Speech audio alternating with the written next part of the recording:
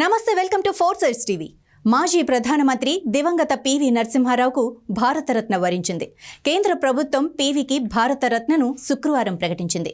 పివితో పాటు మాజీ ప్రధాని చౌదరి చరణ్ సింగ్, వ్యవసాయ శాస్త్రవేత్త ఎంఎస్ స్వామినాథన్కు కేంద్ర ప్రభుత్వం భారతరత్న ప్రకటించిన విషయాన్ని ప్రధాని నరేంద్ర మోదీ ట్విట్టర్ వేదికగా వెల్లడించారు.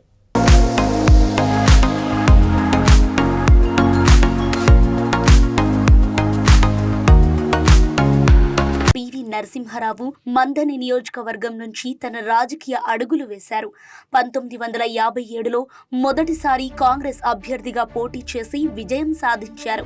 ఆ తర్వాత 1962, 67, 72లో వరుసగా విజయం సాధించారు. ఎమ్మెల్యేగా రెండోసారి గెలిచిన తర్వాత పివికి మంత్రిగా అవకాశం వచ్చింది. 9 సంవత్సరాల పాటు ఆయన న్యాయ, సమాచార, వైద్య, దేవాదాయ శాఖల మంత్రిగా పనిచేశారు. 1971లో జరిగిన పరిణామాలతో పివిని కాంగ్రెస్ అధిష్టానం ఉమ్మడి ఆంధ్రప్రదేశ్ ముఖ్యమంత్రిగా నియమించింది.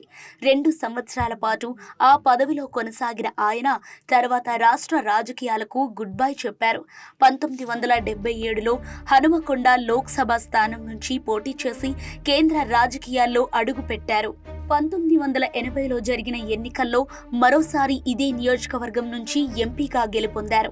ఆ తర్వాత 1984, 89 సంవత్సరాల్లో మహారాష్ట్రలోని రాంటెక్ నుంచి ఎంపీగా ఎన్నికయ్యారు. కేంద్ర కేబినెట్లో మంత్రిగా పనిచేశారు.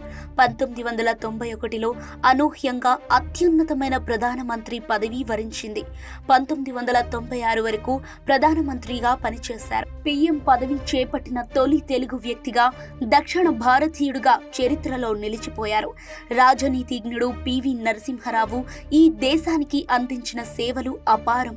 ఆంధ్రప్రదేశ్ ముఖ్యమంత్రిగా, కేంద్ర మంత్రిగా, పార్లమెంటు సభ్యుడిగా ఆయన చేసిన కృషి చిరస్మరణీయం. దేశాన్ని ఆర్థికంగా అభివృద్ధి చేయటంలో ఆయన నాయకత్వం బలమైన పునాది వేసింది. పివి హయాంలో ప్రపంచ మార్కెట్ను భారత్ ఆకర్షించింది. విదేశాంగ విధానం, విద్యారంగంలో ఆయన అందించిన సహకారం దేశాన్ని సాంస్కృతికంగా, మేధోపరంగా సుసంపన్నం చేసింది.